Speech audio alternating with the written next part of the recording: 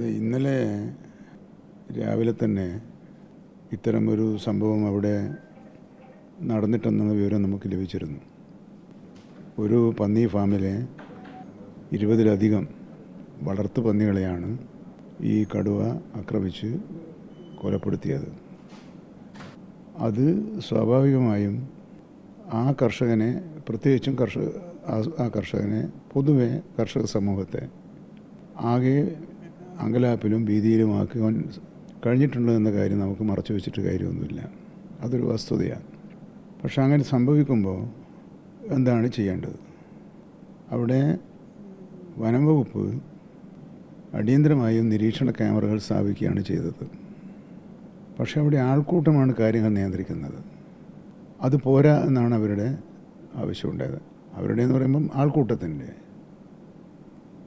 ഉത്തരവാദപ്പെട്ട ഏതെങ്കിലും ഒരു ആളെ, ഉത്തരവാദപ്പെട്ടെന്ന് പറഞ്ഞാൽ ഏതെങ്കിലും ഒരു ഔദ്യോഗിക പദവിയിലുള്ള രാഷ്ട്രീയ പാർട്ടികളോ അതുപോലുള്ള ആളുകളെല്ലാം ഉന്നയിക്കുന്നത്.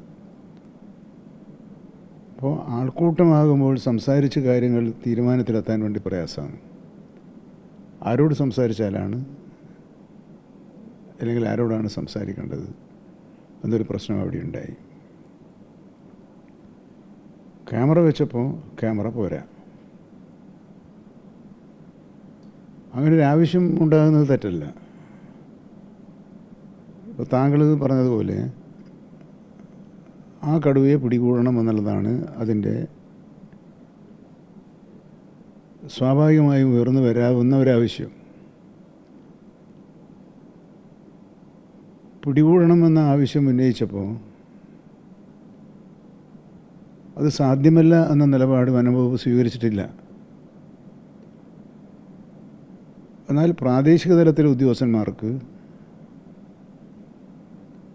അങ്ങനൊരു തീരുമാനമെടുക്കാനുള്ള അധികാരമില്ല. അപ്പോൾ അതും നമ്മൾ മനസ്സിലാക്കേണ്ടതാണ്. ഒരു പ്രശ്നമുണ്ടായാൽ നിയമത്തിൻ്റെ പരിധിയിൽ നിന്നുകൊണ്ട് അത് പരിഹരിക്കാനുള്ള നടപടികളാണ് അധികാരികൾ ചെയ്യേണ്ടത്. അതിനെ മറികടന്ന് ചെയ്താൽ അവർക്ക് പിന്നീട് ബുദ്ധിമുട്ടുണ്ടാകും. അങ്ങനൊരു അനുഭവം ഏതാനും മാസങ്ങൾക്ക് മുമ്പേ കേരളത്തിലുണ്ടായി. തിരുവനന്തപുരത്ത് ഒരു കരടി കിണറ്റിൽ വീണു. അതിന് മറ്റ് നടപടികൾക്ക് കാത്തു നിൽക്കാതെ പിടിക്കാനുള്ള നടപടികൾ DFO നിർദ്ദേശം നൽകിയനുസരിച്ച് പ്രവർത്തിച്ചു. എന്തായിരുന്നു പിന്നെ സംഭവിച്ചത്? ആ DFO ഇപ്പോൾ കേസുമായി നടക്കുകയാണ്. അപ്പോൾ ഗവൺമെൻറ്റിനെ സംബന്ധിച്ചിടത്തോളം നിയമവിരുദ്ധമായി പ്രവർത്തിക്കണമെന്ന് പറയാൻ പ്രയാസമുണ്ട്. എന്നാൽ പ്രശ്നങ്ങൾ പരിഹരിക്കുകയും വേണം. കർഷകരുടെ ആശ്വാസം നൽകുന്ന വിധത്തിലുള്ള നിലപാടുകൾ സ്വീകരിക്കുകയും വേണം. അതിന് സാവകാശത്തിലുള്ള കൂടിയാലോചനകളാണ് ആവശ്യം, വികാരപരമായ കൂടിയാലോചനകളല്ല. ഇന്നലെ principal chief forest wild life warden തന്നെ അവിടെ വയനാട്ടിൽ ഔദ്യോഗിക കാര്യങ്ങൾക്ക് വേണ്ടി സ്ഥലത്തുണ്ടായിരുന്നു. ഞാൻ അവരോട് പറഞ്ഞു, രാഷ്ട്രീയ നേതൃത്വം എന്നെ വിളിച്ച് പറഞ്ഞു അദ്ദേഹത്തെ ചെന്ന് കാണണം, ഞാൻ വിളിച്ച് പറയാം, സംസാരിച്ച് എന്തൊക്കെയാണ് നടപടികൾ സ്വീകരിക്കേണ്ടതെന്ന് പറഞ്ഞു. പക്ഷേ ഒടുവിൽ അവരെടുത്ത നിലപാടെന്താണ്?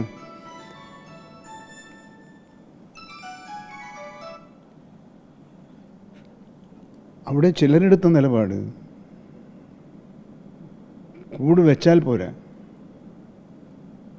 കൂട് വെക്കുന്നതിനുള്ള ഉത്തരവിൻ്റെ കോപ്പി കാണിക്കണം. ആ ഡിമാൻഡ് കർഷക താല്പര്യം സംരക്ഷിക്കാനാണോ, കർഷകരെ പരോക്ഷമായി ഉപദ്രവിക്കാനാണോ? ഉത്തരവിൻ്റെ ഉത്തരവാദിത്തം ആർക്കാണ്? ഉത്തരവില്ലാതെയാണ് ഒരു നടപടി സ്വീകരിക്കുന്നതെങ്കിൽ അതിൻ്റെ റിസ്ക് ആർക്കാണ്? അല്ലേ? അങ്ങനെ ചെയ്താലും ഉത്തരവിൻ്റെ കോപ്പി കാണിക്കണമെന്ന് പറയാം. അത് ചെയ്താൽ അതിൻ്റെ റിസ്ക് കർഷകനുണ്ടോ? അതിൻ്റെ റിസ്ക് പൊതുജനങ്ങൾക്കുണ്ടോ? അതിൻ്റെ റിസ്ക് അങ്ങനെ ചെയ്യുന്ന ഉദ്യോഗസ്ഥനല്ലേ. അതിൽ എന്തിനാണ് കർഷകൻ്റെ പേരും പറഞ്ഞ് ചിലർ മുതലെടുപ്പ് നടത്താൻ ശ്രമിക്കുന്നത്? അല്ല, ആയിക്കോട്ടെ, പക്ഷെ ഉത്തരവിൻ്റെ കോപ്പി കാണിക്കണമെന്ന് എന്തിനാ? അവർക്ക് കൂട് വെച്ച് കടുവയെ പിടിക്കുകയല്ലേ വേണ്ടത്. അതിനുള്ള നടപടി ഉത്തരവിൻ്റെ അടിസ്ഥാനത്തിലാണെങ്കിലും ഉത്തരവില്ലാതെ ചെയ്താണെങ്കിലും ആർക്ക് വേണ്ടിയാണത് ചെയ്യുന്നത്? ഈ ആവശ്യം നിർവഹിക്കുന്നതിൻ്റെ ഭാഗമായാണത് ചെയ്യുന്നത്. സാധാരണയായി അത് നിർവഹിക്കുന്നതിനുള്ള ഉദാസീനതയാണ് വരിക. പക്ഷേ ഉത്തരവിൻ്റെ കോപ്പി കാണിക്കണമെന്ന് പറയും. അവിടെയാണ് ഞാൻ വരുന്നത്. അപ്പോൾ കർഷകൻ്റെ യഥാർത്ഥ പ്രശ്നങ്ങളോട് ന്യായമായ പ്രശ്നങ്ങളാണ് അവർ പറയുന്നത് എന്ന കാര്യത്തിൽ ഗവൺമെൻറ്റിന് ഒരു തർക്കവുമില്ല, ഒരു അഭിപ്രായ വ്യത്യാസവുമില്ല. കർഷകൻ ന്യായമായ കാര്യമാണ് പറയുന്നത്. ഗവൺമെൻറ് ആ ന്യായമായ നിലപാടിനെ അംഗീകരിക്കുകയാണ് ചെയ്യുന്നത്. എന്നാൽ ആവശ്യത്തിൽ കൂടുതൽ ഉദ്യോഗസ്ഥന്മാരുടെ പേരിൽ സമ്മർദ്ദമെടുത്ത് എന്നിട്ട് എന്താണ് അവിടെ സംഭവിക്കുന്നത്? മലയോര മേഖലയിൽ ഇവിടെ മാത്രമല്ല, ഇതേ പറഞ്ഞ ആളുകളിൽ ഒരു വിഭാഗമാണ് നാഷണൽ ടൈഗർ റിസർവിനെ വിവരം അറിയിക്കുന്നത്. ഉത്തരവില്ലാതെയാണ് പാസ്സാക്കി നടപടി സ്വീകരിച്ചത്. അതാണ് നമ്മൾ തിരുവനന്തപുരത്ത് കരടിയുമായി ബന്ധപ്പെട്ട് കാണാൻ കഴിഞ്ഞത്. ഒരേ ആൾ തന്നെ രണ്ട് മുഖം കാണിച്ചുകൊണ്ട് രണ്ട് റോൾ അഭിനയിക്കുന്ന സ്ഥിതി വാഗേരിയിൽ ഉണ്ടായിട്ടുണ്ടോ എന്ന് പൊതുസമൂഹം പരിശോധിക്കണം. ഞാനതിനെപ്പറ്റി ഒന്നും പറയുന്നില്ല. ഇപ്പം പിന്നെ എന്താ വേണ്ടത്? അനന്തര നടപടികൾ. രാത്രി 3 മണിക്കാണ് ഉദ്യോഗസ്ഥന്മാർ ഇന്നലെ അവിടെ നിന്ന് മടങ്ങിയത്. ആദ്യം നിങ്ങളവിടെ നിൽക്കരുതെന്ന് തൊട്ട് അവരെ തിരിച്ച് ഭയപ്പെടുത്തി മാറ്റാൻ വേണ്ടിയുള്ള ശ്രമം നടന്നു. പക്ഷേ എന്നോട് സംസാരിക്കുന്നത് നിങ്ങൾ അതിൽ പങ്കാളിയല്ല. അപ്പോൾ ഇന്നലെ രാത്രി ഏറ്റവും ഒടുവിൽ എന്നെ വിളിച്ചു DFO. ഞങ്ങൾക്ക് അവിടെ ആരും ഇല്ലെന്ന്. DFO അല്ല, പൊതുജനങ്ങളെ കൂട്ടുന്ന ഒരു പൗരൻ. ഞാൻ പറഞ്ഞു അവിടെ വരും. അല്ല, അവിടെ ആരും ഇല്ലല്ലോ, നിങ്ങൾ ഭയപ്പെടുത്തിയാണല്ലോ അയച്ചിരിക്കുന്നത്. ഇല്ല സാർ, ഞങ്ങളാരും അങ്ങനെ ചെയ്തിട്ടില്ല. അപ്പോൾ ആ നിലയിൽ ഒരു പ്രശ്നമുണ്ടായാൽ അത് മറ്റു തരത്തിൽ തിരിച്ചുവിടാനുള്ള ബോധപൂർവമായ ശ്രമം മലയോരങ്ങളിൽ നടക്കുന്നുണ്ട് എന്ന വസ്തുത നമ്മൾ ഈ കൂട്ടത്തിൽ വിസ്മരിച്ച് കളയരുതെന്ന് ഞാൻ പറയുള്ളൂ. ഗൗരവത്തിൽ കാണേണ്ടതുണ്ട്. ഇന്നലെ രാത്രി കൂട് വെച്ചു. ഇന്നലെ രാത്രി തന്നെ ക്യാമറകൾ വെച്ചു.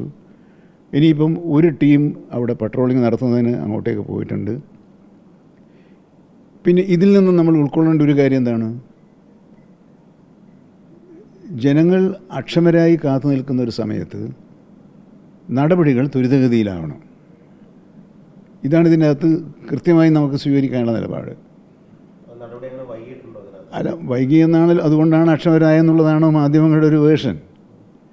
ജനങ്ങൾ അസ്വസ്ഥരാകുന്നത് കാലതാമസം കൊണ്ടാണ്, നടപടി സ്വീകരിക്കാത്തതുകൊണ്ടാണെന്നാണ് ഒരു വീക്ഷണമാണ്. ഇത് പലതരത്തിലുള്ള വീക്ഷണങ്ങളുണ്ട്.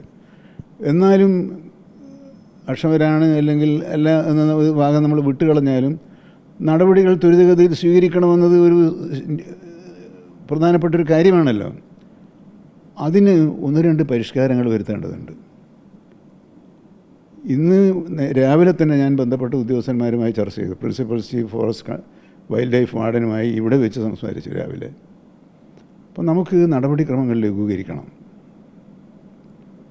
നേരത്തെ നിങ്ങൾക്കെല്ലാം അറിയുന്നതാണ്, കാട്ടുപന്നികളെ വെടിവെക്കാനുള്ള അധികാരം ചീഫ് വൈൽഡ് ലൈഫ് വാർഡന് മാത്രമേ ഉണ്ടായിരുന്നുള്ളൂ. ഇപ്പം നമ്മൾ പഞ്ചായത്ത് പ്രസിഡന്റിനും പഞ്ചായത്ത് സെക്രട്ടറിക്കും കൊടുത്തിട്ട് മാധ്യമങ്ങളൊന്ന് പരിശോധിക്കണം, ആ അധികാരം ഇപ്പോൾ ഉപയോഗപ്പെടുത്തുന്നുണ്ടോ? എന്തൊരാവേശമായിരുന്നു അങ്ങനെ ഒരു അധികാരം വേണമെന്ന് പറയാൻ. അധികാരം കിട്ടിയപ്പോൾ അത് ഫലപ്രദമായി എവിടെയൊക്കെ പ്രയോജനപ്പെടുത്തിയിട്ടുണ്ടെന്നൊരു പരിശോധന നടത്തുന്നത് നല്ലതാണ്. പക്ഷേ ഇപ്പോൾ ഒരാവശ്യമില്ല.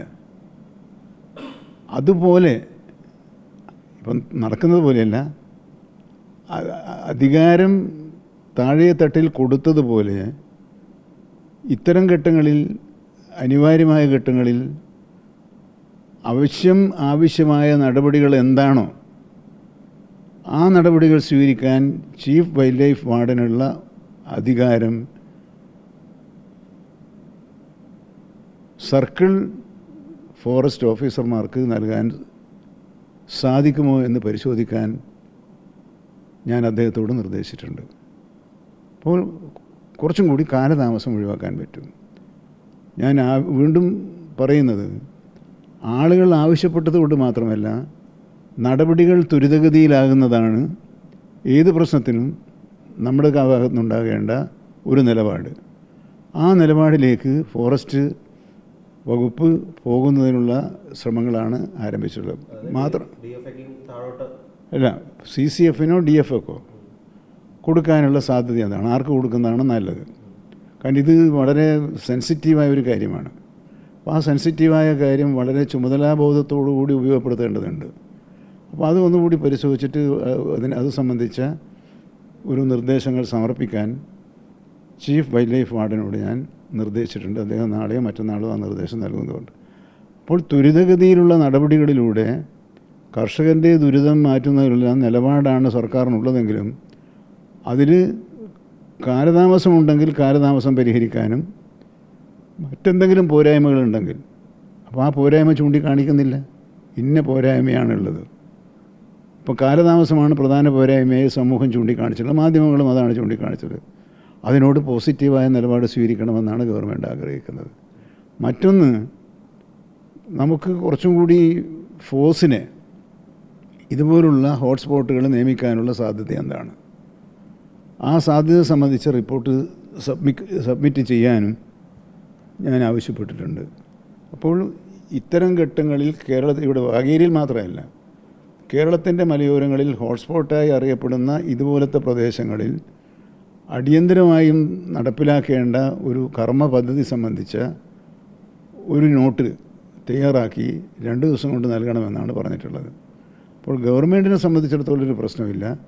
പക്ഷേ കർഷകൻ്റെ വേദനയെ ഉപയോഗപ്പെടുത്തി അരാഷ്ട്രീയവൽക്കരിക്കുന്നതിനുള്ള ബോധപൂർവമായ ശ്രമം ചില മേഖലകളിൽ നിന്ന് നടക്കുന്നത് പ്രിയപ്പെട്ട ബഹുജനങ്ങളും രാഷ്ട്രീയ പാർട്ടി നേതാക്കളും തിരിച്ചറിയേണ്ടതുണ്ട് എന്ന പാഠം കൂടി ഈ കൂട്ടത്തിലുണ്ട്. അല്ല, ഒന്നാണ് വന്നതെന്നാണല്ലോ നമുക്ക് കിട്ടിയിട്ടുള്ള ആധികാരികമായ അറിവ്, അതാണല്ലോ. പക്ഷേ ആ പ്രദേശത്ത് കടുവകളുണ്ട്. കഴിഞ്ഞ ഏതാനും ആഴ്ച മുമ്പാണല്ലോ അതൊരു ദാരുണമായ ഒരു മരണം ഉണ്ടായത്. ഒരു കടുവ പ്രതീഷ് എന്ന് പറയുന്ന ഒരു ചെറുപ്പക്കാരനെ കൊന്ന് തിന്നില്ലേ. അതൊക്കെ ചെറുതായിട്ട് കാണാൻ ആർക്കും സാധിക്കില്ല. മന്ത്രിമാരെന്ന് പറയുന്നത്, ഗവൺമെൻറ് എന്ന് പറയുന്നത് മനുഷ്യന്മാരുടെ ഏർപ്പാടല്ലേ. അതൊന്നും മനുഷ്യത്വമുള്ള ആർക്കും അത് ചെറുതായിട്ട് കാണാൻ കഴിയില്ല. അങ്ങനെ ഗവൺമെൻറ് ചെറുതായിട്ട് കാണുന്നുമില്ല. അപ്പോൾ അതുകൊണ്ട് എന്ത് വേണം, അവിടെ കടുവകളുണ്ട്. അത് സംബന്ധിച്ചൊരു പരിശോധന ഞങ്ങൾ നടത്തിയിട്ടുണ്ട്. അവിടെ ആകെ 7-8 കടുവകൾ കമ്മ്യൂണിക്കേറ്റ് ചെയ്ത കടുവകളുണ്ട്. അതുകൊണ്ടാണ് ഈ പരിക്ക് കാണുന്നത്. അവർ ഇന്നല്ലെങ്കിൽ നാളെ വരും. അപ്പോൾ ഇനി വരുമെന്ന് കണ്ടുകൊണ്ട് തന്നെയാണ് ഞാൻ ഈ പറഞ്ഞ പോലെ അടിയന്തരമായും അധികാരം ഡെലിഗേറ്റ് ചെയ്തുകൊണ്ട് നടപടികൾ സ്വീകരിക്കാനുള്ള ക്രമീകരണങ്ങൾ നടത്തിയാൽ ഈ പ്രശ്നം അതിനെ പിടിക്കുകയും ചെയ്യും.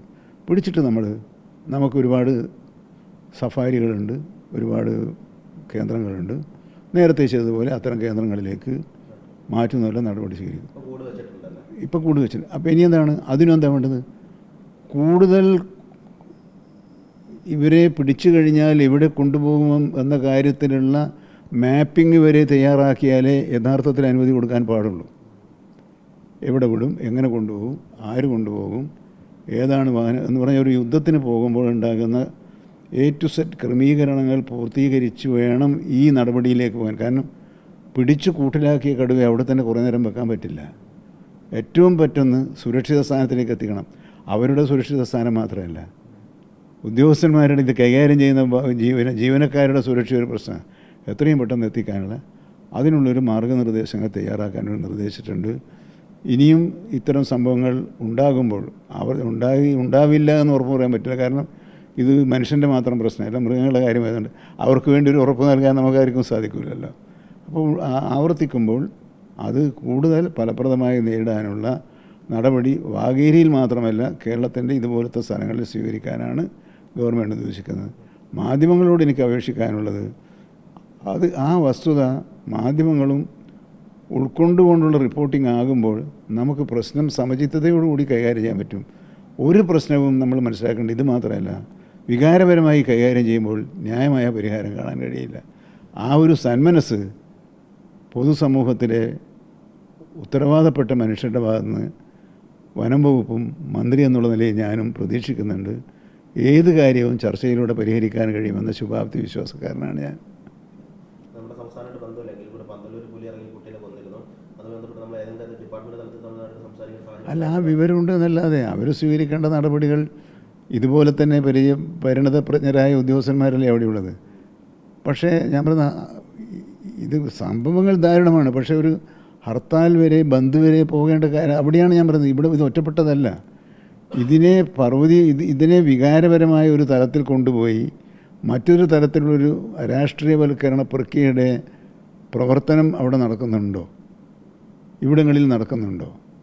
ഒരേ ആൾ തന്നെ ഇരട്ടമുഖം പ്രകടിപ്പിച്ചുകൊണ്ട് പ്രവർത്തിക്കുന്നുണ്ടോ? ഇത് നമ്മൾ തിരിച്ചറിയേണ്ട ഒരു പ്രശ്നമുണ്ട്. അത് കൂടുതൽ പരിശോധനയും ഒക്കെ ആവശ്യമായ ഒരു കാര്യമാണ്. എന്നാലും അങ്ങനെ ഒരു അവസ്ഥയുണ്ട് എന്ന കാര്യം നമ്മൾ വിസ്മരിച്ചിട്ട് കാര്യമില്ല.